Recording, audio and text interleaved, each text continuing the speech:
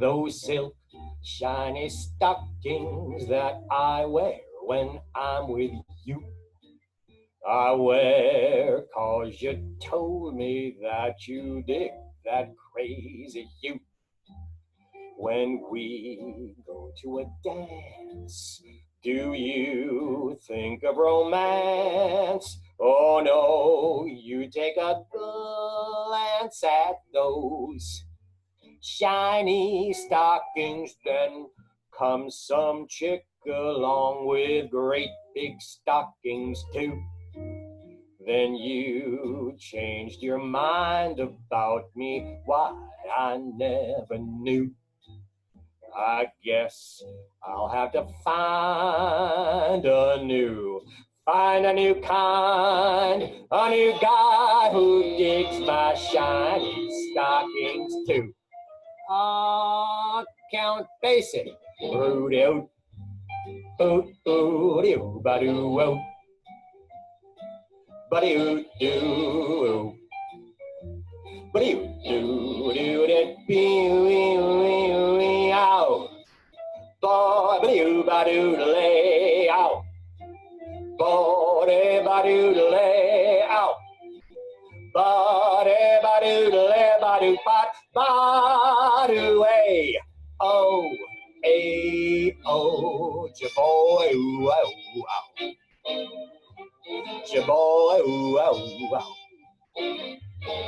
Ja-ba-ba-doo, yo, ba-ba-doo, sha-ba-doo, lay, ba-doo, bo, ba-ba-ba-doo, oh, ba-doo, ba-doo, lay, out. Ba-doo, ba-doo, lay, out. Ba-rip-cha-ba-doo, oh, ba-doo, ah-ha! Shiny stockings. Shiny stockings, ba-ba-da-ba-da-ba-da-ba-da-ba-doo, I'll rip job, bo-doo, ba-doo, ba-da-do-do, ba-doo, da-da-da-doo, oh, ba-doo, one more one. Then comes some chick along with great big stockings too. Then you changed your mind about me, why I never knew.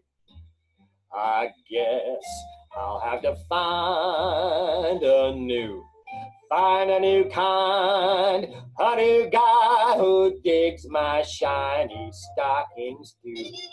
Yes, yes, yes, a new guy who digs my shiny stockings too. Bow, bow, bow, bow, ba-doo-wee, shiny stockings.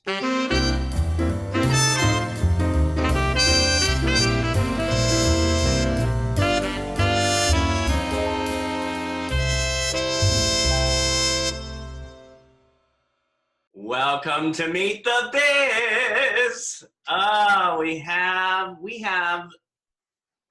This man is a walking encyclopedia of show business history. And what a voice. You heard him before, and you're going to hear more of that voice because whenever I see him at an event, he's always out there. He has his own style with being an author, a writer, a producer, a singer, an actor, a stand-up, Geoffrey Mark. Good afternoon or evening or whatever time it is when you're watching this. Yes. Howdy, folks. I love it. Thank you for the visit. For you, anything. Oh, thank you. Thank you. So, I see you in events and you always have this sparkle. You're sparkling all the time. You're not just what you wear, but your what is it? Your energy. It's sparkle. And what was the spark that made you go into show business? Oh, good heavens. Well, it's hard to trace that back because I think I knew from about the time I was 2 years old, that's where I was headed. I think you've heard me tell this story before. Dysfunctional families also seem to produce a lot of people in show business. And we used to, as a family, when I say a family, I'm talking old-fashioned, old-school Jewish immigrant family in Brooklyn, New York. Great-grandmother, grandparents, parents, me. So 4 generations of us in a house. And on Monday nights on CBS, there used to be, To Tell the Truth, I've Got a Secret, and Lucy. And as a family, we'd watch those things.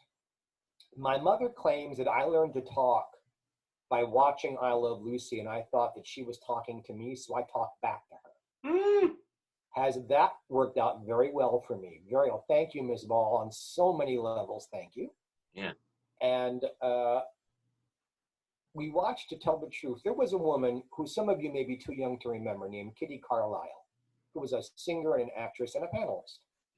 My grandmother felt she was the height of what a wonderful, classy lady should be.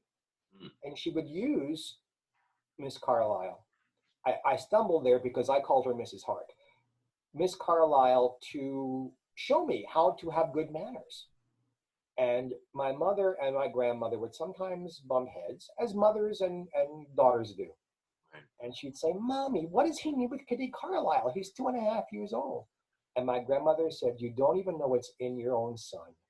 These are the people he's going to deal with when he grows up. He better learn how to. Someday he's going to be in Kitty Carlisle's living room telling her about this conversation and laughing at you. And 40-something years later, I was in Kitty Carlisle's living room telling her this story.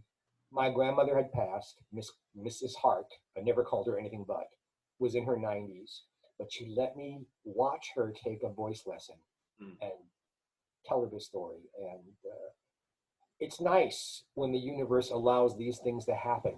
Yeah. Yeah. It is interesting when you grow up and you see somebody on TV that you love, that has inspired you in one way or the other, and then you finally meet them. And it's really wonderful when they're sweethearts. They're amazing and wonderful. On that same panel, by the way, was Tom Poston. And Tom and I became friends many years later as part of Yarmy's Army, which is a group of stand-up comedians, comedy directors, comedy writers, right, of whom I was very proud to be one. I digress a little bit here. My first Yarmy's Army meeting, for you guys to understand when I say I was proud to be a member, I'm going to, in my mind, go around the table for you and tell you who was there. Jonathan Winters, Harvey Korman, Peter Marshall, Ron Carey, Louis Nye, Pat Harrington Jr., Don Knotts, Howie Morris. That's what's coming to mind off the top of my head. There was plenty more. This was a panel that you were with? This was a dinner. There was a comedian named Dick Yarmy. Yeah. Who was Don Adams' brother. Yarmy was their real last name. And unfortunately, Dick got sick with cancer.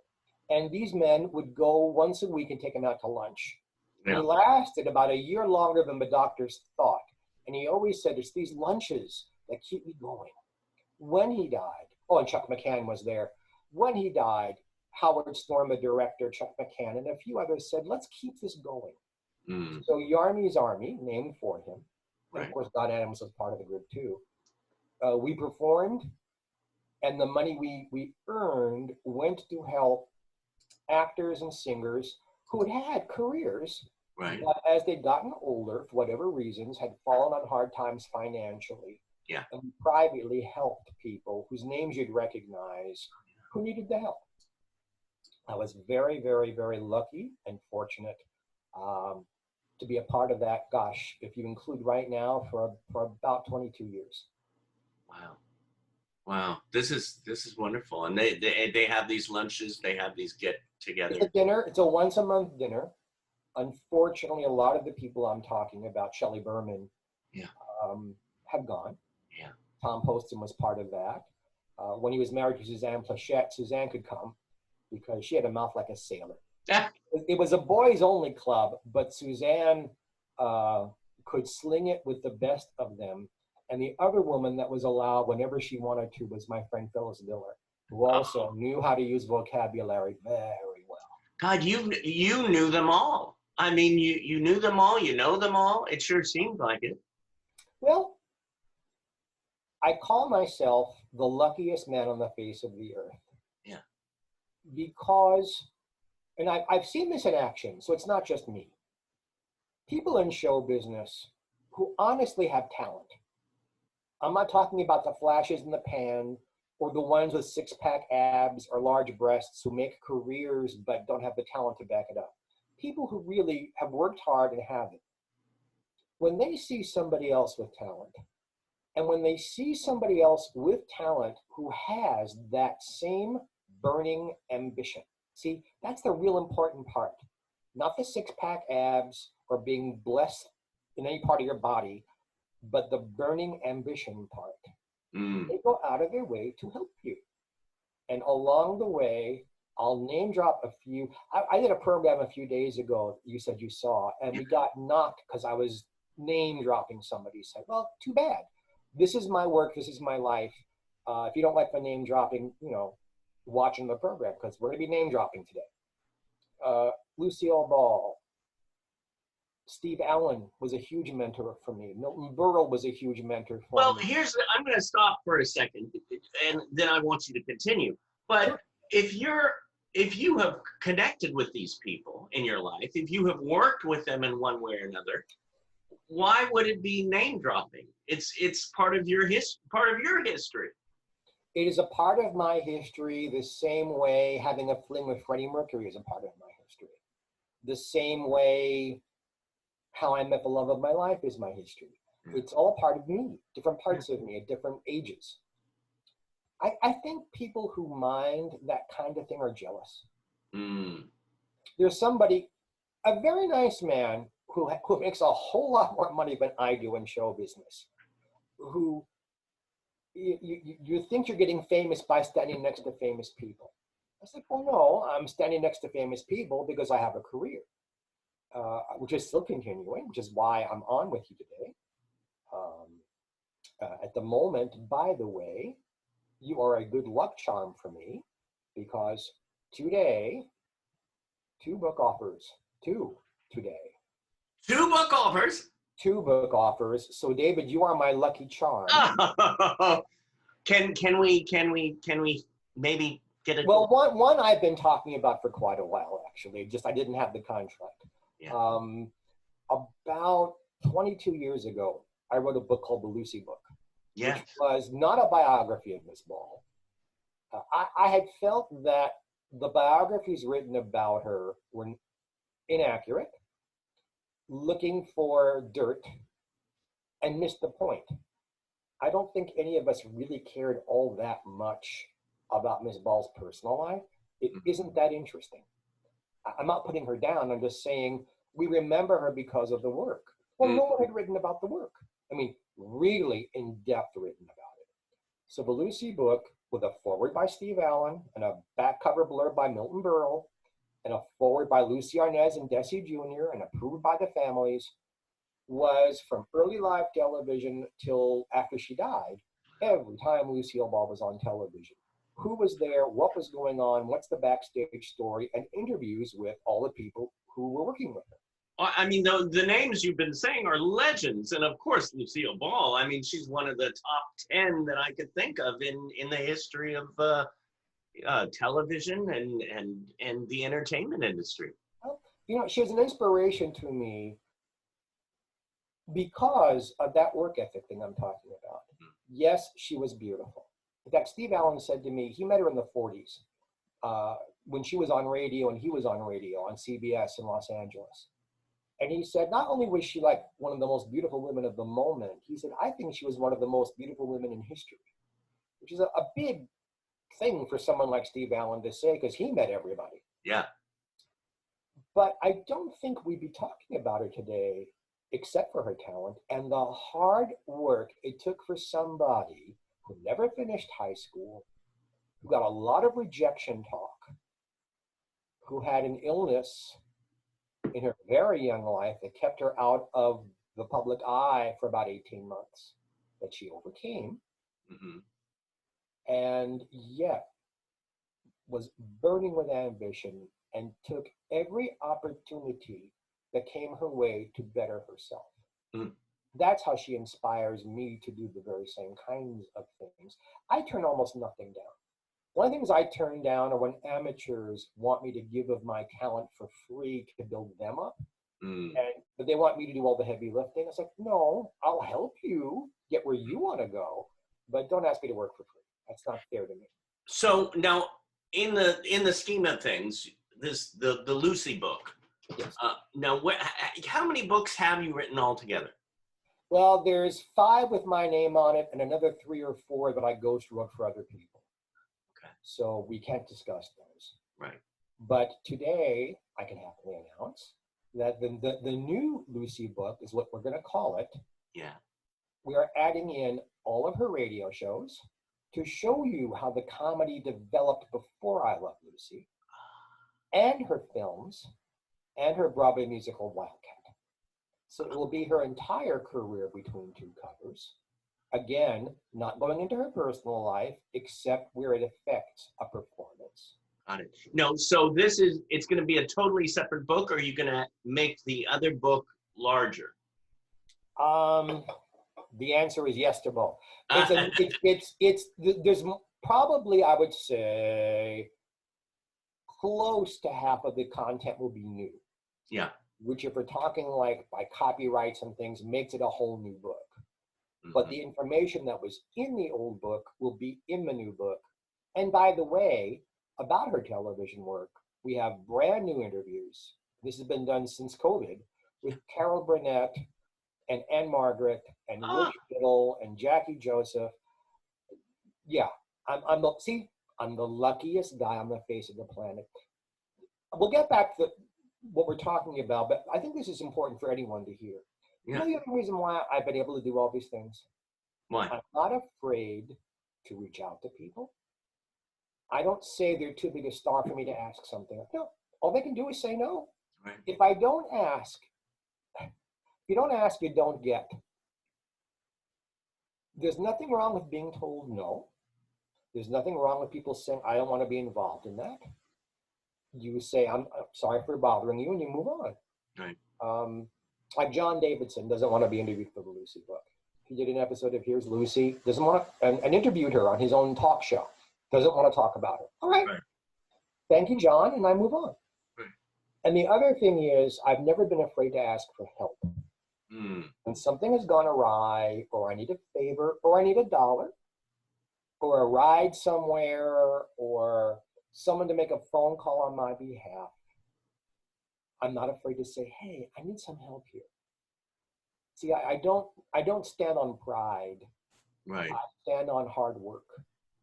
And whatever has to happen for me to move forward, I mean, I'm a very ethical, nice guy. I don't step on people, but whatever I have to do to move forward, I move forward. Well, you know what? I mean, what another book that you wrote, which is right behind you there, I can see, is Ethel Merman, The Biggest Star on Broadway. Absolutely. Now, where did that come in the scheme of things? It goes back to my grandmother. My grandmother knew where I was headed. Right. She was the only one in my immediate family who had a real education. She'd been to college. She'd been a flapper in my 20s. I have one of her flapper dresses hanging in my closet. Oh, wow. It used to cost hundreds of dollars back then. She'd been to the opera. She'd been to Broadway. She'd been to vaudeville. She'd been to ballets and symphony orchestras. She had this in her background. And she saw all of this in me and wanted to teach me.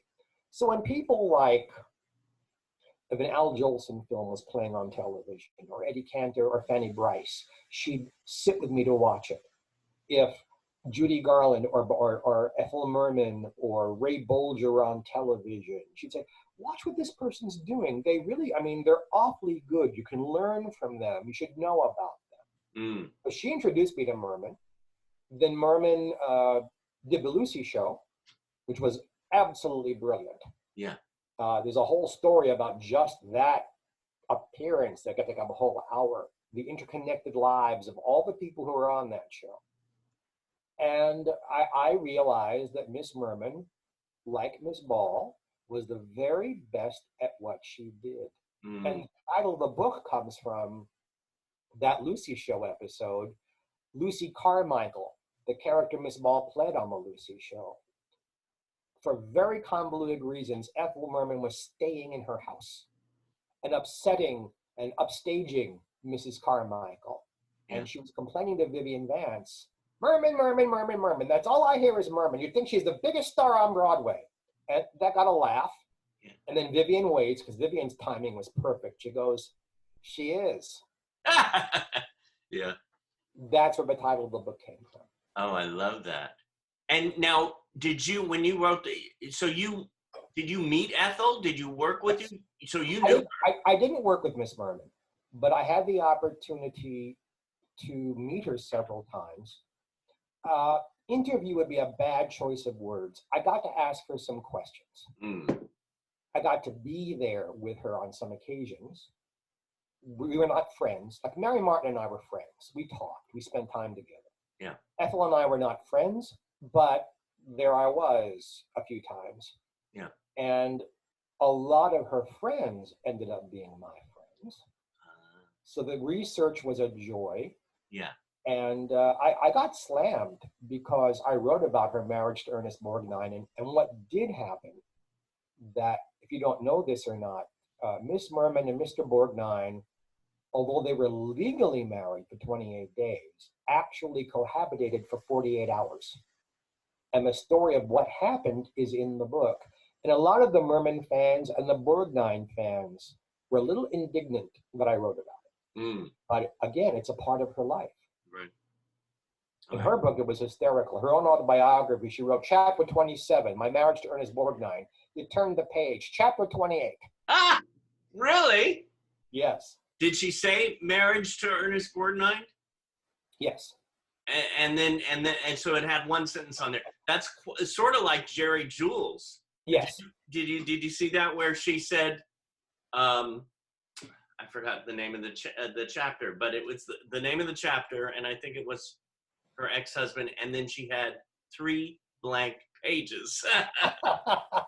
And then it went to the next chapter. It was funny. So that's interesting that Ethel, before we get off of Ethel, I have to say, I always say, she's my cousin. But I don't think so. What was her real last name? It was Zimmerman with 2 N's. But she what?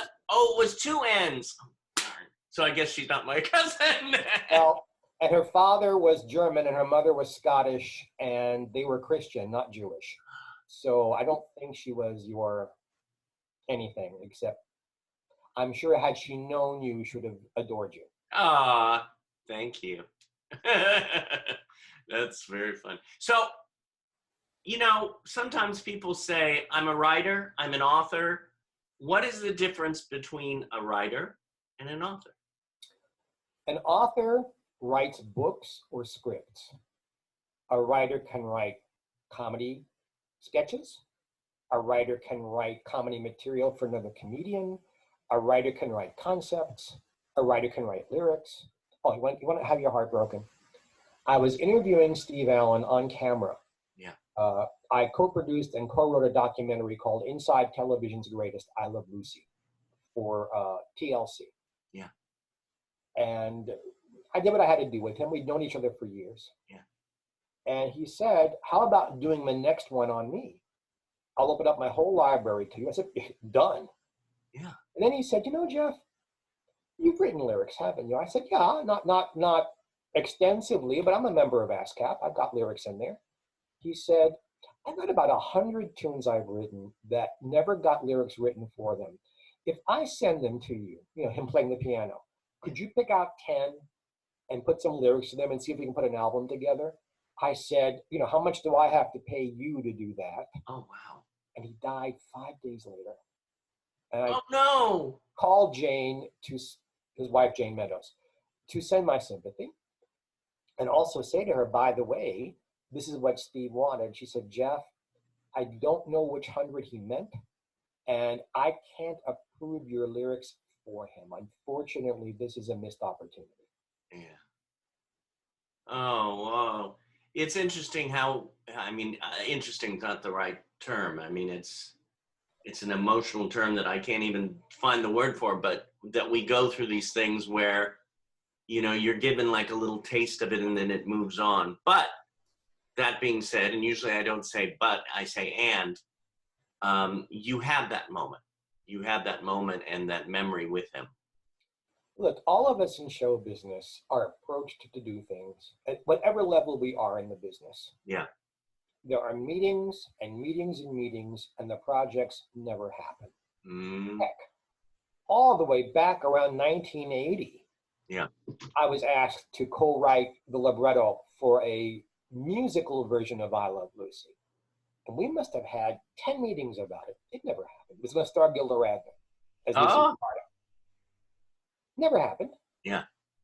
I've spent sometimes months on documentaries and films that, for whatever reasons, financing or there's creative discord, don't happen. Yeah. It's why, I make fun of my hats sometimes, but it's why you have to wear different hats in show business. Why am I a hyphenate? Actor, writer, singer, comedian, historian? Because you never know what's going to sell. You never know how to keep it going in show business. Yeah. I've been in professional, getting paid for what I do since 1974. To Yeah. stay in the business that long, you have to keep finding new things to do. The best advice I ever got was from somebody who couldn't stand me. Yeah. And I don't mean any disrespect to her. She doesn't like me, and I accept that. Bob Schiller was one of the original writers of I Love Lucy, and we were very, very close friends. Mm. And he and his wife took me to a Democratic Party dinner for the head of the California Democratic Party. Republicans, that's the end of the political spiel. It's just how it was. So please don't think this is a political message here. And she took me for a walk. It was a picnic outdoors, and said, Jeff, you've got to learn how to reinvent yourself. If you want to stay in show business all your life, you've got to wear different hats, pointing to my sparkly hat. Mm. And that's what I've done. You have. Sometimes I'm a cruise ship entertainer. Sometimes I'm doing summer stock. Sometimes I'm doing theater in New York. Sometimes I'm singing in a nightclub. Sometimes I'm doing stand-up. Or I'm writing a book. Or I'm on here with you. Or I'm going to an Emmy Award show. I try to keep it fresh. Well, it's interesting because I have to say, you are, once in a while I put out, what would you like to ask Geoffrey Marks or Julie Newmar? In fact, you and Julie were the most questions that I've gotten on Facebook. And one of them, connected to what we're talking about, is from, this is what his name is online, Stanley Director. That's his real name. It's not, Stanley Director. Which hat do you like among your talents? So connected to hats. Thank you, Stanley, by the way. Stanley was also a member of the Army's Army. Stanley's been an actor for a very long time and a good man. I think the one that I've had to work the hardest at is singing. I was naturally funny. I had good teachers in school teach me how to write well. But I think the one where I hear the applause and feel it the most is when I'm doing a concert or a nightclub gig and I hear the audience liking my singing. That is the one that probably brings me the most pleasure. And then making people laugh. If I can make anybody laugh for any reason, my day has already been made. I've been a blessing to somebody. Mm. So in general, to answer Stanley's question, it's live performances. I love doing plays. I love doing musicals. I have COPD. So like my starring in a musical now probably isn't going to happen anymore. And of course, the theaters are closed anyway. But anytime I can be in front of an audience and perform and have them like it, it's a much different thing than writing a script or producing a show or directing a show or writing, that's very solitary. And it takes months and years. Mm. The Lucy book is the result of over 30 years of research. The Merman book took 4 years to write. So you don't get any kind of approval, even when the book is published. It isn't like I go to people's houses and hear them applauding while they're reading my book. Uh, I love performing in front of a live audience. I really do. It just satisfies my soul. I love that. I love that. So you won an Emmy? I got an Emmy. It's a difference. It was not a competitive award. Right. When 9/11 happened, I was working on the I Love Lucy 50th anniversary special. Right. From home, because sometimes there's discord in a group of people working on something. Mm-hmm. And Desi Arnaz Jr. said, I want you on this, but there's somebody here who doesn't want you around. Could you please work on it from home? I said, yeah, happy to.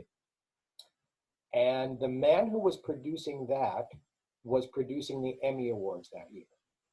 At the same moment, I was working on a TV movie that never happened with the president of the Television Academy.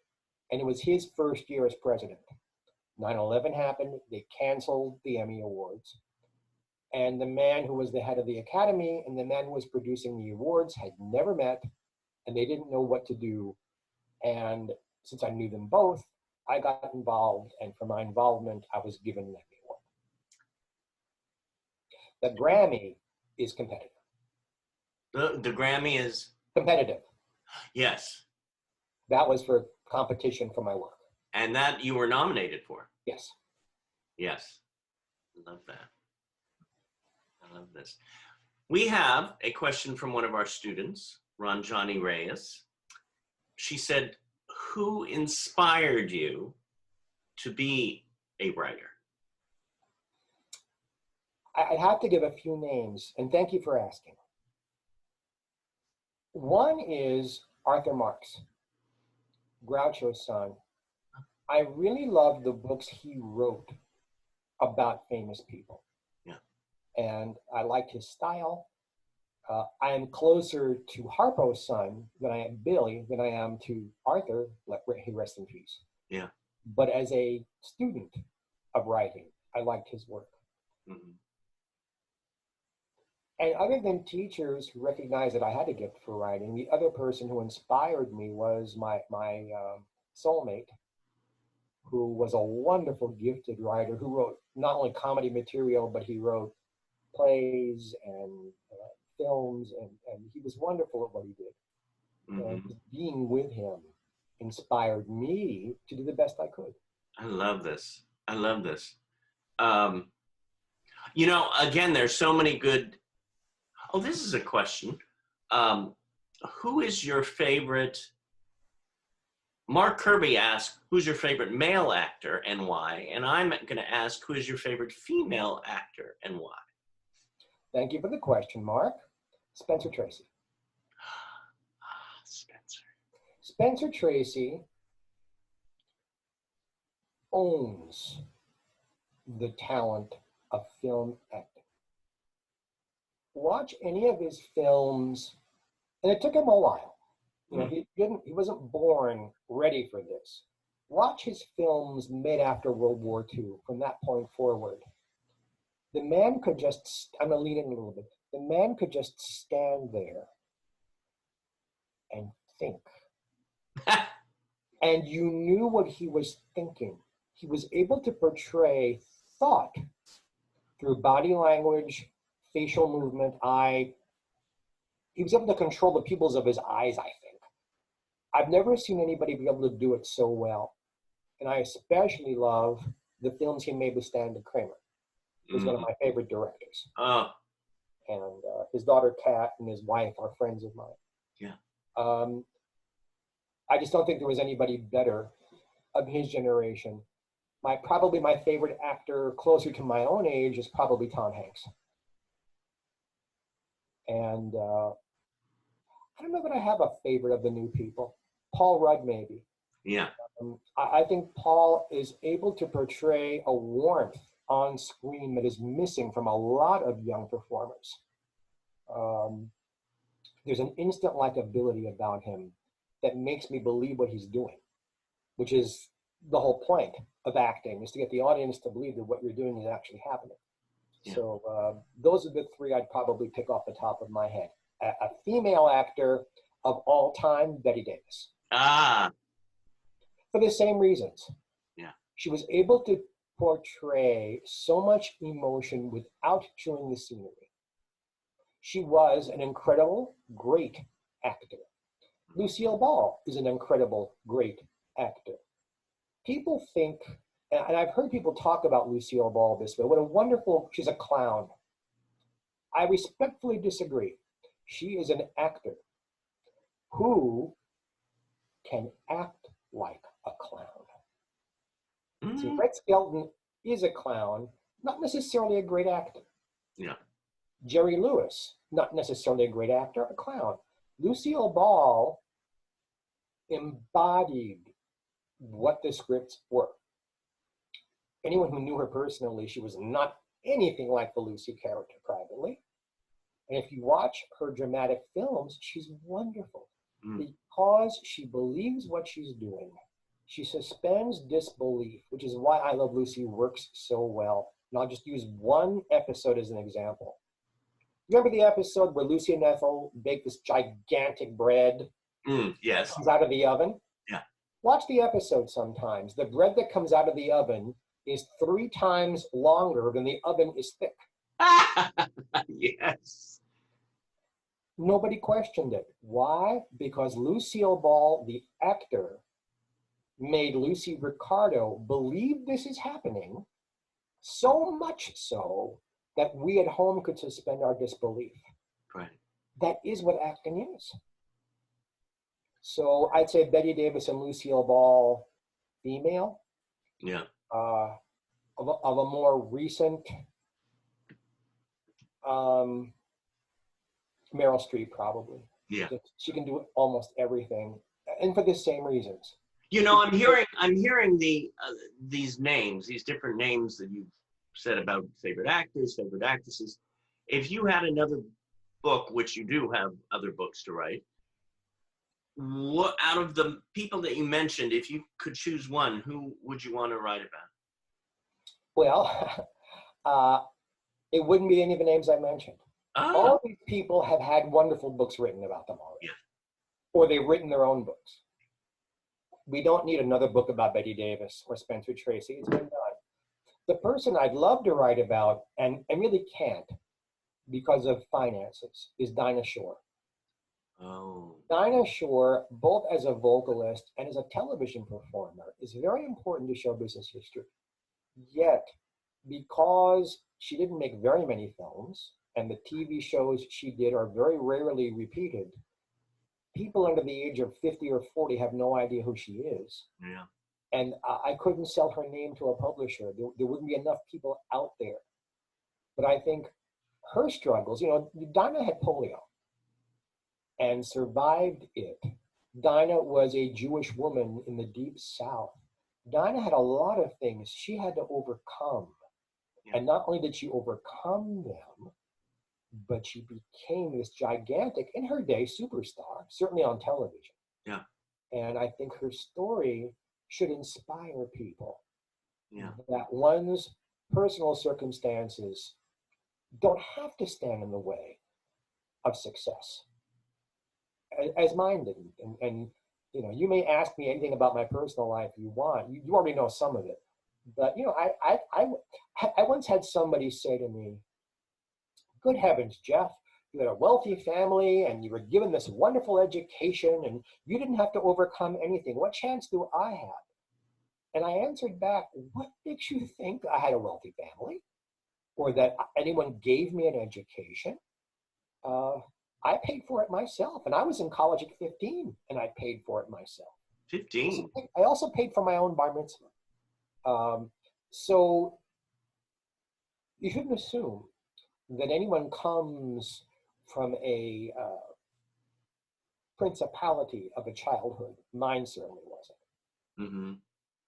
But yeah. I think Dinah's story should be told someday. God, it sounds amazing. It makes me want, because I loved watching her work, and to hear some of those things which I didn't know it's like, wow, you keep on finding more and more stuff. And it is interesting this day and age, unlike when I was growing up, we would love to hear about the people that were before, like Ella Fitzgerald. I mean, she was still around when I was around, but still my dad's and mom's, the people that they grew up with, I would still be fascinated by all this, maybe because I was in the arts.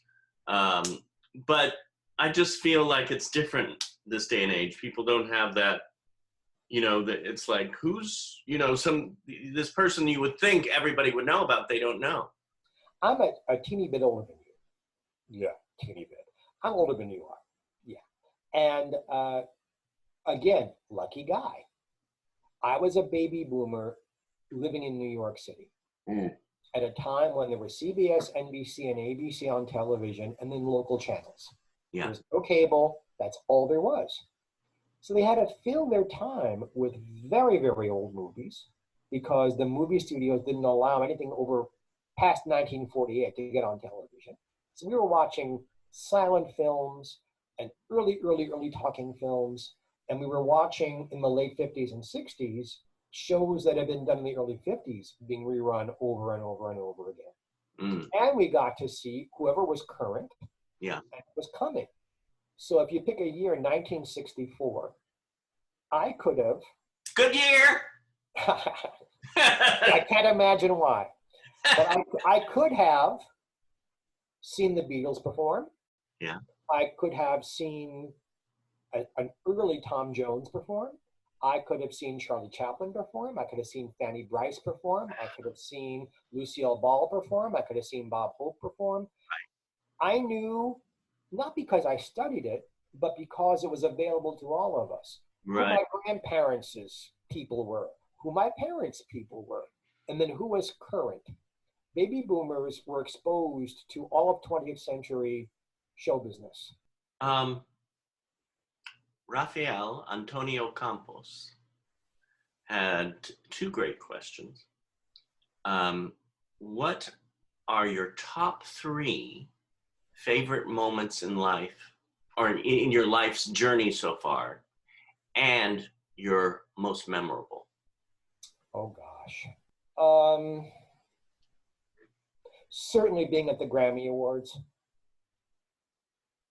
and hearing my name as a contender. Mm-hmm. And then afterwards, I didn't win. Having the man who did win come from the stage and walk over to me and said, I almost didn't come. What you wrote was better. This is a rock and roll year. Everybody who's getting the awards is in rock and roll music. He said, you deserved this, not me. I wanted you to know that. Wow. That's a big moment in my life. I think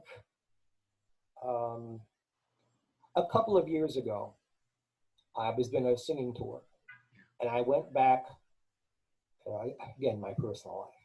I was born and raised half in Brooklyn, New York. The other half is in a little town outside of Baltimore called Randallstown. And I went to Baltimore and did a nightclub act. And downtown in Baltimore, a lovely, lovely place. And about a dozen of my high school friends that I hadn't seen in 45 years showed up. And to come, be introduced and come out, and the place was jammed. We had standing room there, which is a huge compliment to me. Right. Anytime you fill a room up like that, you're very lucky. Yeah. But to stop, I got so choked up at seeing these faces. It's like, wow, we made it. We're still alive, and here we are, and you're here to see me. And I couldn't go on. I had to stop and acknowledge what was happening. Yeah. Well, I'm always honest with my audiences. I couldn't ignore the swell of emotion I had and not share it with the audience. And I think they had a better time because of it. One last question. Oh, not done already. Oh my God. We could talk for hours. You have so much. Again, you're the encyclopedia man. And some people would say, what's an encyclopedia? Yeah, how about that? Oh my God, that scares me. What's your biggest joy?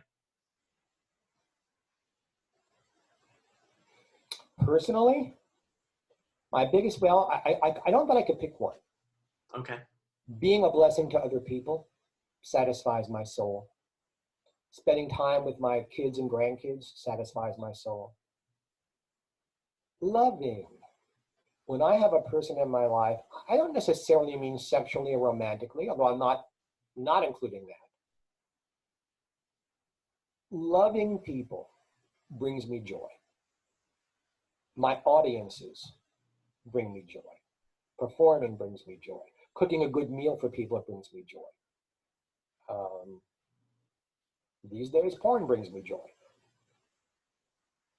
I had to learn self-care. I didn't understand that when I was a young man. We haven't talked yet, but I'm an alcoholic and a drug addict. Now, I'm 31 and a half years clean and sober. Before that, I didn't take very good care of myself. I smoked cigarettes. I did all kinds of drugs, and I drank myself into a stupor. And I lost a good 7 or 8 years out of my career because of it. You know, you don't show up for nightclub gigs. They don't tend to hire you again. A recording company gives you free time to come in and sing with a jazz trio, and you don't show up. They don't talk to you. I know. How stupid was I? That when I got sober, show business took me back. I'm the luckiest guy in the world. And that's why I really went into writing. I was afraid. I was afraid that early in my sobriety, I could not handle rejections. When you're an actor or a singer or a comedian, you're told no 10 times more than you're told yes, maybe 20 times more. I thought, well, what can I do that won't bring rejection every single day so I'm not crushed by it? Yeah. I said, well, if I write a book, they won't turn me down till the book is finished. And I went out and bought my first computer, DOS, no Windows, an Ember monitor. And by cracky, I sat down and spent a year or two writing the first draft of my first book. And glory be, it sold. And I've been writing ever since. And then I got the confidence to go back and perform again. First by doing charity work and then getting paid for it. Does that answer your question, sir? It does, sir.